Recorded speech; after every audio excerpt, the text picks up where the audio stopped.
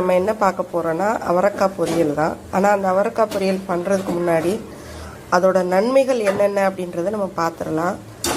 நம்ம பொதுவாகவே அவரைக்காய் சாப்பிட்றதுனால நார் சத்து அதிகம்னு சொல்லுவாங்க.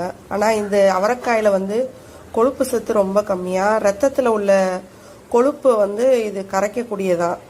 அதே மாதிரி நீரிழிவு, அதாவது சுகர், தலை சுத்து, மயக்கம், அப்புறம் கை கால் மரத்து போகிறது, அதுக்கும் ரொம்ப ரொம்ப நல்லதான். அதே மாதிரி இதை குழந்தைகளுக்கு கொடுக்கலாமா, ஏன்னா விட்டமின் இதில் அதிகமாகவே இருக்கான். இதை நம்ம குழந்தைகளுக்கும் கொடுத்துக்கலாமா. அதனால இதில் அதிகமான நமக்கு அதே மாதிரி டெய்லி ஒரு 2 நாளைக்கு ஒருக்கா இந்த அவரைக்காய் சாப்பிட்றனால பச்சை காய்கறிகள் நம்ம சாப்பிட்ட நன்மையும் கிடைக்கும், விட்டமின் சத்து கிடைக்கும்.